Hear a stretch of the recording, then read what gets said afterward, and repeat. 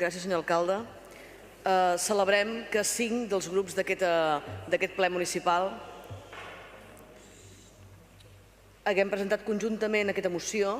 que té com a protagonistes les persones que pateixen, que són víctimes d'una guerra i que estan desplaçats a casa seva en condicions penoses des de fa molt de temps i sense perspectives de poder-hi retornar. Els refugiats, hem de ser conscients que els refugiats podríem ser qualsevol de nosaltres. Són persones que nosaltres sotmeses a situacions que ells no han escollit. De fet, al nostre país tenim experiència no gaire llunyana d'haver estat en una situació similar, molt penosa i de la qual conservem imatges gràfiques que ens transmeten situacions que, passades al blanc i negre, són exactament les mateixes que estem veient avui en dia arreu d'Europa i d'altres llocs del món.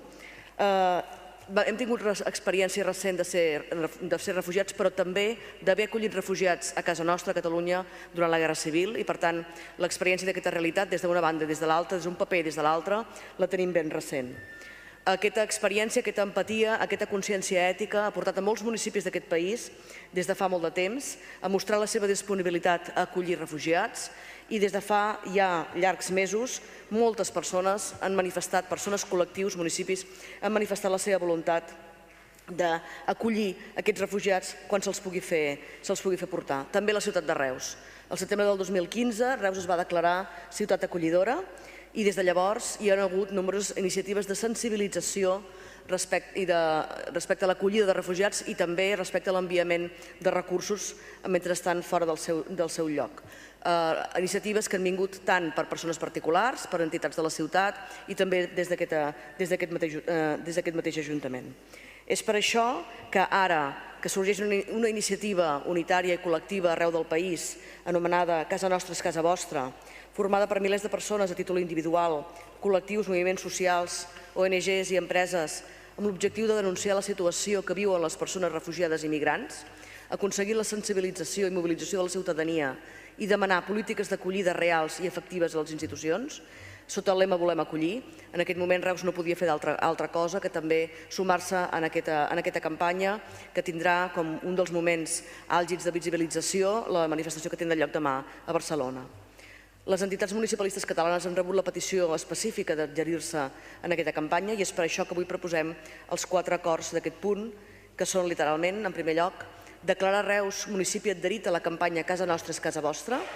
En segon lloc, sumar-se a la campanya de suport a l'acollida de població refugiada en trànsit a Europa, víctima dels conflictes armats a l'àrea mediterrània, campanya que promou el Fons Català de Cooperació al Desenvolupament. En tercer lloc,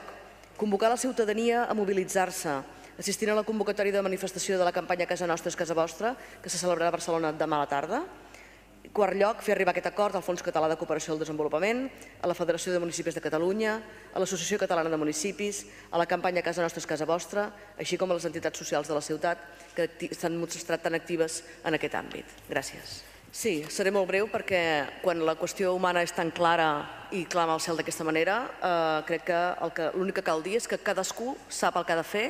i cadascú ha de saber quins arguments ha de posar sobre la taula i darrere de què es pot excusar en cadascun dels casos. Això és com a principi genèric. Com a principi concret,